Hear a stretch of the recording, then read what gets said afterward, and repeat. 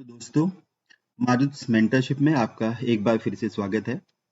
आज मैं आपके लिए लेके आया हूँ उत्तराखंड पीसीएस की जो मुख्य परीक्षा है, जो मेंस का उत्तराखंड पीसीएस का एग्जाम है, उसका जो फर्स्ट पेपर है, लैंग्वेज का पेपर, जिसे हम जनरली हिंदी का पेपर बोलते हैं, लेकिन जो हमारा सिलेबस है उसमें उसे लैंग्वेज का पेपर दिया गया है। उसके बारे में मैं आपको आज बताऊंगा कि हम कैसे उस पेपर को अप्रोच कर सकते हैं, हमें उस पेपर की तैयारी कैसे करनी है। एक बात मैं आपको इस पेपर के बारे में बताना चाहूंगा कि और जो सभी हमारे पेपर टोटल 7 पेपर हैं, तो और जो पेपर्स हैं बचे हुए 6 जो हैं वो 200 मार्क्स के होते हैं, जबकि ये जो क्वेश्चन पेपर है 300 मार्क्स का है। तो ये एक बहुत बड़ी बात है कि जो कि अलग जो अदर्स जो पेपर है वो केवल 200 मार्क्स के हैं, तो ये 300 मार्क्स का है। दूसरा ये कि ये क्वालिफाइंग नेचर का है, इन द सेंस कि बिना इस पेपर को क्वालिफाई किए हुए हमारी और कॉपीज चेक नहीं होती। ये जो उत्तराखंड पीसीएस का नोटिफिकेशन है उसमें क्लियरली लिखा हुआ है कि आपको लैंग्वेज के पेपर में कम से कम 35% जो मार्क्स हैं वो लाने ही होंगे, और यदि आप 35% मार्क्स इसमें नहीं ला पाते तो आपकी और कॉपीज चेक नहीं होती। एक इंपॉर्टेंट बात मैं आपको बताना चाहूंगा कि ये जो लैंग्वेज का पेपर आता है ये काफी टफ पेपर आता है, मतलब इसको हम सीरियसली हमें लेना ही होगा।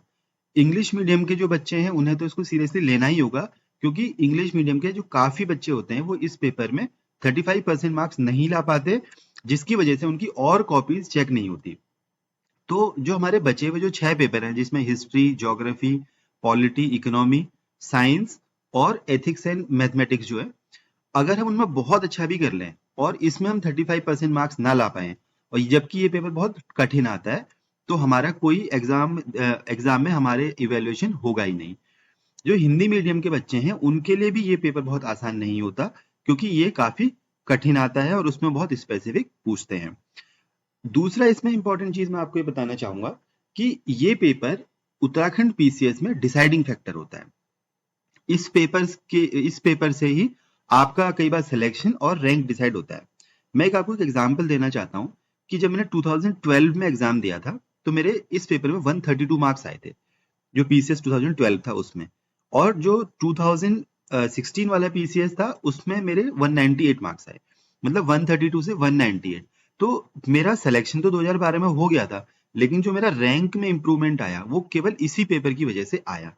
तो ये पेपर सबसे इंपॉर्टेंट पेपर है उत्तराखंड पीसीएस के एग्जाम में, और यदि आपने इस पेपर को अच्छे से कर लिया तो आप मान के चलिए कि आप सेलेक्ट तो हो जाएंगे और आपकी रैंक भी अच्छी आ सकती है।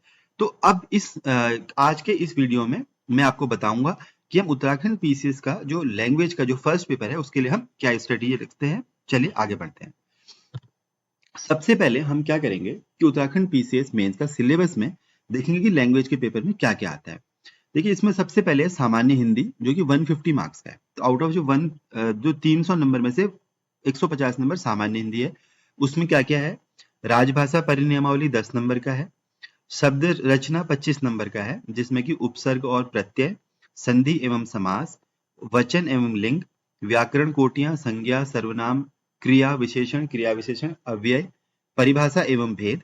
उसके बाद वाच्य परिवर्तन, कृतवाच्य, कर्मवाच्य और भाववाच्य। इसके अलावा फिर आता है शब्द विवेक, जो कि 25 नंबर का होता है। तो इसमें 2 पार्ट हैं, एक है शब्द भेद और दूसरा है शब्द शुद्धि। शब्द भेद के अंदर आता है तत्सम, तद्भव, देशज, विदेशी, संकर, रूढ़ यौगिक और योग रूढ़, पर्यायवाची, समानार्थी, विलोम, अनेकार्थी, समूहवाची, समरूप किंतु भिन्नार्थक, पारिभाषिक, शब्द युग्म, वाक्य या वाक्यांश के लिए एक शब्द, ऐसी संक्षिप्ताक्षर। तो ये हमारा शब्द विवेक 25 नंबर का ये आता है। इसके अलावा आता है हमारा तीसरा है वाक्य रचना। वाक्य रचना 10 नंबर की आती है। तो इसमें क्या क्या है? रचना के आधार पर वाक्य परिवर्तन, सरल, मिश्र एवं संयुक्त जो वाक्य होते हैं उनके बारे में पढ़ना है। व्याकरण के आधार पर वाक्य परिवर्तन, जिसमें कि प्रश्नवाचक, विस्मयादिबोधक, सकारात्मक, नकारात्मक, इन जो हमारे वाक्य हैं उनके बारे में हमें पढ़ना है। फिर विराम चिन्ह और वाक्य शुद्धि, ये हमारा क्या है? एक इंपॉर्टेंट पार्ट है।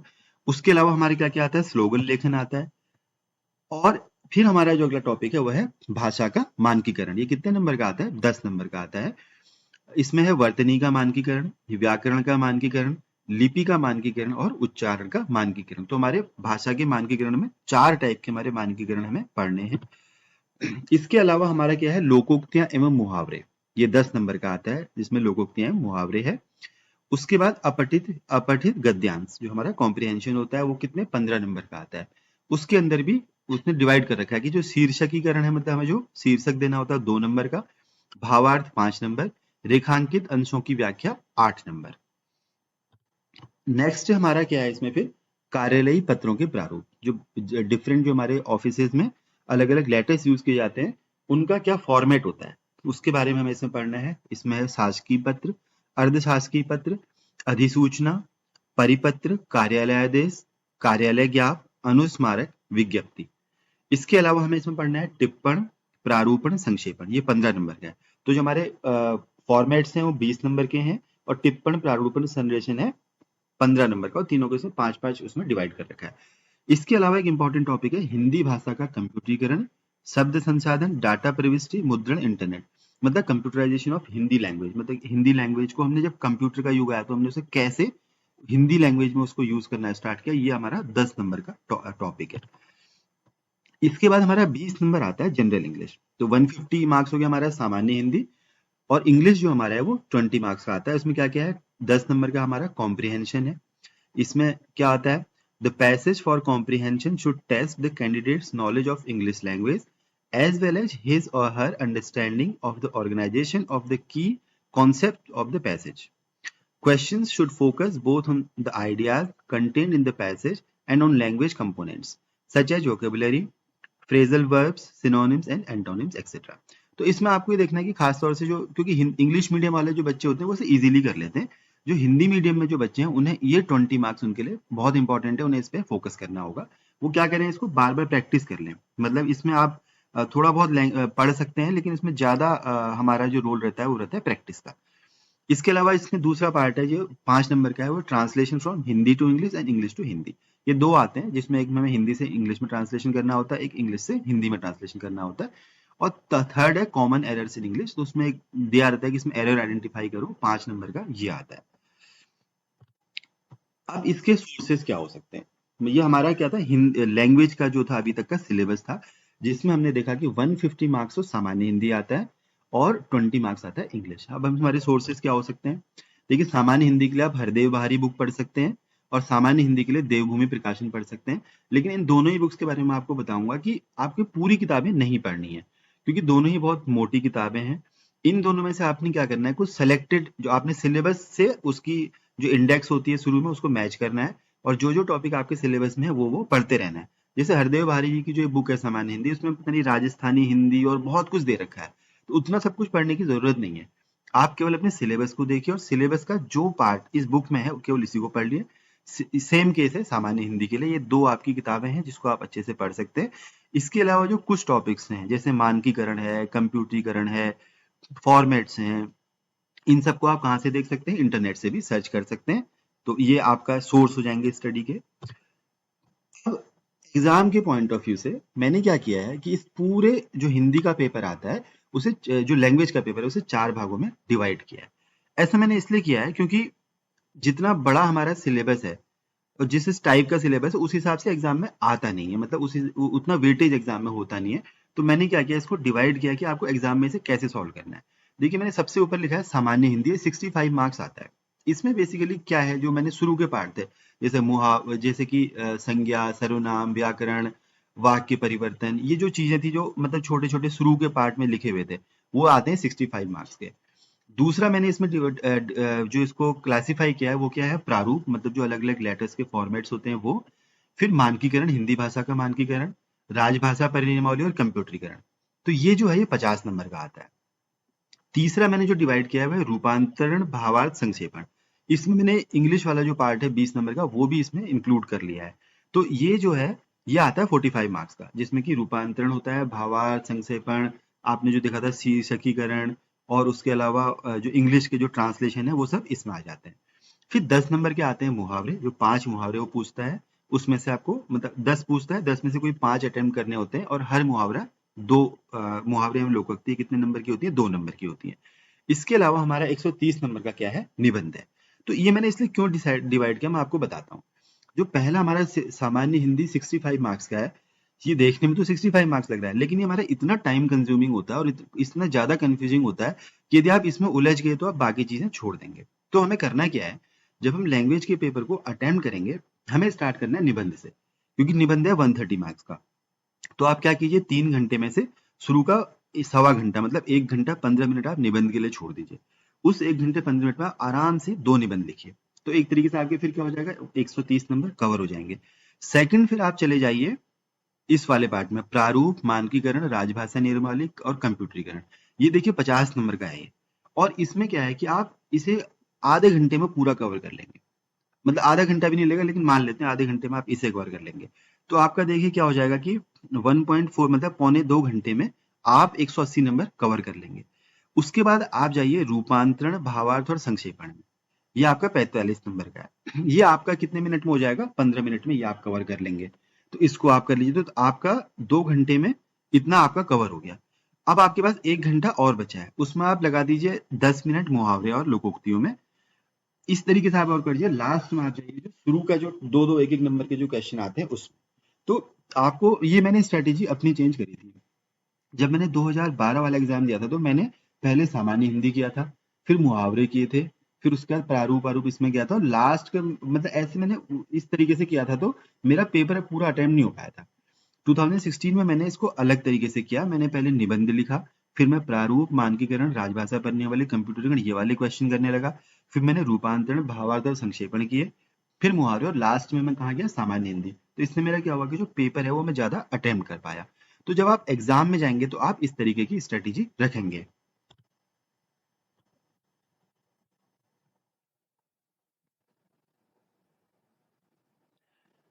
तो दोस्तों, हमने अपने वीडियो के फर्स्ट पार्ट में उत्तराखंड पीसीएस का जो लैंग्वेज का पेपर है उसके सिलेबस को एनालाइज किया था, और हमने ये देखा था कि हमें उसे किस तरीके से अप्रोच करना चाहिए। हमने जो एक्चुअल में जो एग्जाम में पेपर आता है उसके आधार पे उसे 4 पार्ट्स में डिवाइड किया था। अब मैं क्या कर रहा हूँ कि 2016 का जो लैंग्वेज का पेपर आया था उसको ले रहा हूँ, और हम इसको एनालाइज करेंगे कि हमें इस पेपर को कैसे अटेम्प्ट करना है। तो देखिए, हम इसको सबसे पहले मैंने आपसे कहा था कि हम पीछे से आगे को बढ़ेंगे। हम सबसे पहले जो बड़े मार्क्स के निबंध का पार्ट है उसको एनालाइज करेंगे। तो ये हमारा देखिए दो इसमें निबंध पूछता है, ये 130 मार्क्स के होते हैं, 55 मार्क्स का, 75 मार्क्स का। तो हमें सबसे पहले इसे अटेम्प्ट करना है, क्योंकि निबंध अपने आप में एक अलग टॉपिक है। तो मैं क्या करूंगा कि ऐसे के लिए मैं आपको दोबारा से एक अलग वीडियो से पूरा एक्सप्लेन करूंगा कि हमें उत्तराखंड पीसीएस के लिए ऐसे को कैसे अटेम्प्ट करना है। उसके आधार पर मैं इसको आपको बाद में समझाऊंगा एक अलग वीडियो में। अब इस वीडियो में आप देखिए जो सेकंड पार्ट मैंने आपसे कहा था कि हमें भाषा का मानकीकरण, अब इसको उठाएंगे, भाषा का मानकीकरण और उन जो टॉपिक्स है वहां से उठाएंगे। तो ये हमारे देखिए यहां से आता है। ये दूसरे नंबर पे हमें उठाना है, जैसे ये है क्वेश्चन नंबर 33। अधिसूचना किसे कहते हैं? अधिसूचना का एक प्रारूप बनाएं जिसमें अवकाश के बाद किसी अधिकारी के पदभार ग्रहण करने का उल्लेख हो। अभी देखिए ये जो क्वेश्चन है ये है 20 मार्क्स का क्वेश्चन है। तो हमें क्या करना है कि ये आपका 5-7 मिनट में क्वेश्चन अटेम्प्ट हो जाएगा, और इसमें 20 मार्क्स का क्वेश्चन है। तो आप क्या करेंगे, जब निबंध होगा, निबंध के बाद आप सीधे इस क्वेश्चन पे पहुंच जाएंगे। इससे आपको क्या होगा कि अगले 5 मिनट में, या चलो मान लिया 7 मिनट में, आप इस क्वेश्चन को अटेम्प्ट करेंगे। 20 मार्क्स का क्वेश्चन है। तो ये आपका बहुत इंपॉर्टेंट है। ये कहाँ से है, जो फॉर्मेट जो मैंने बोला था प्रारूप अलग लगाए हैं वहां का क्वेश्चन है। इसके बाद आप देखिए हिंदी भाषा का कंप्यूटरीकरण, ये एक इंपॉर्टेंट है। देखिए 10 नंबर का ये क्वेश्चन है। तो हमें इसके बाद किसको इसको अटेम्प्ट करना है। ये भी हमारा किसमें 5 मिनट में आप इसको लिख लेंगे। तो इस तरीके से हमें जो ज्यादा मार्क्स वाले क्वेश्चन है उन्हें पहले अटेम्प्ट करना है। तो निबंध के बाद सीधे हम इन क्वेश्चंस को अटेम्प्ट करना शुरू कर देंगे। इसके अलावा आप देखिए, फिर मैंने आपको बोला था जो भावार्थ और ये सब टॉपिक्स हैं, ये जो आ रहा है, ये देखिए कितने नंबर का क्वेश्चन है, 15 नंबर का क्वेश्चन है, क्वेश्चन नंबर 31। और 32, क्वेश्चन नंबर 32 भी कितने का, 15 नंबर का है।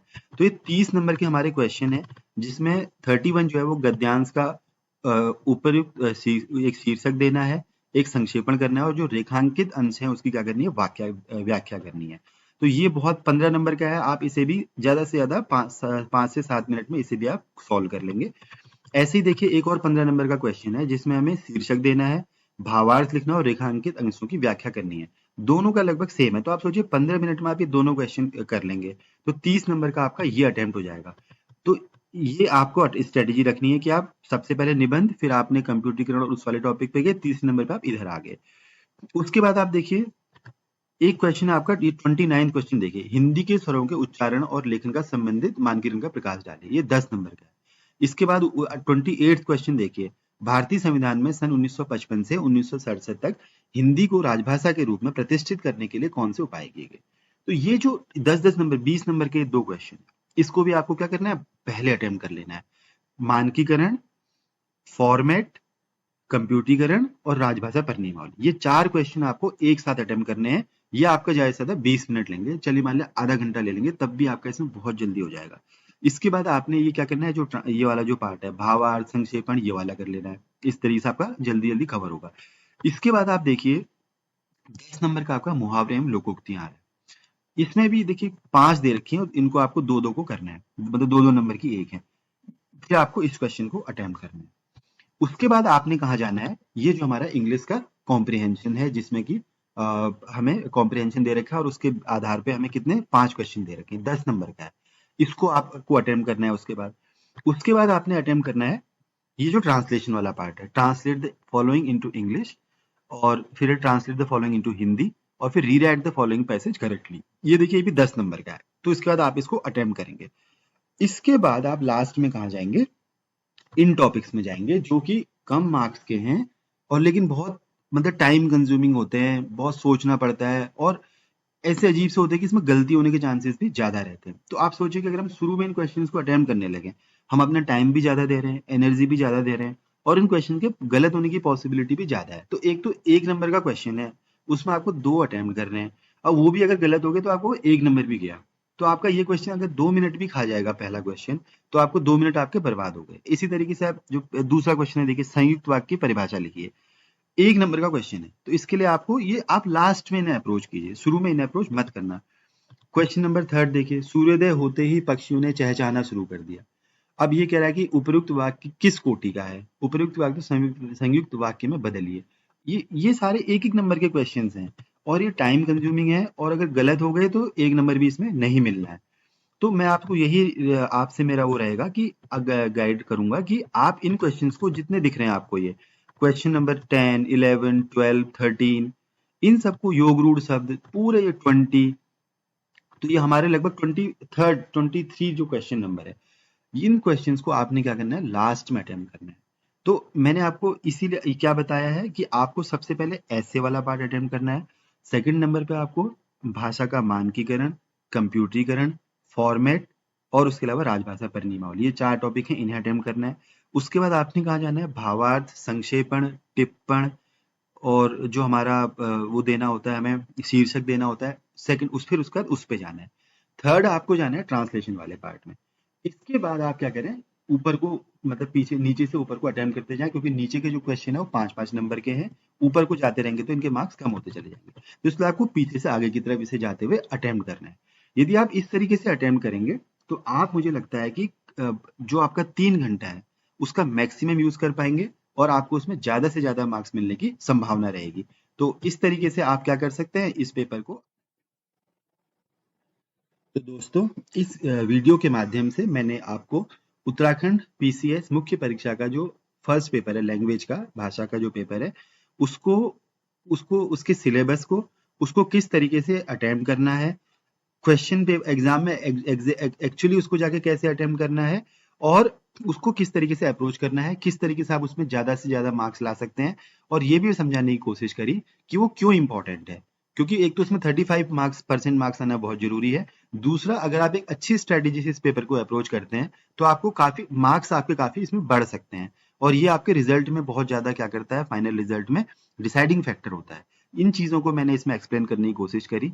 इस पेपर का जो एक सेकंड पार्ट है वो है ऐसे, मतलब निबंध का पार्ट है, जो 130 नंबर का आता है। उसके लिए मैं आपको दोबारा आपसे मिलूंगा एक, और उसके लिए मैं वीडियो बनाऊंगा और आपको बताऊंगा कि ऐसे के पार्ट को हम कैसे कवर कर सकते हैं। तो आप जुड़े रहिए। अगर आपको ये वीडियो अच्छा लगा तो सब्सक्राइब कीजिए, लाइक कीजिए और शेयर कीजिए, और आने वाले वीडियोस के लिए जुड़े रहिए। तब तक के लिए ऑल द बेस्ट।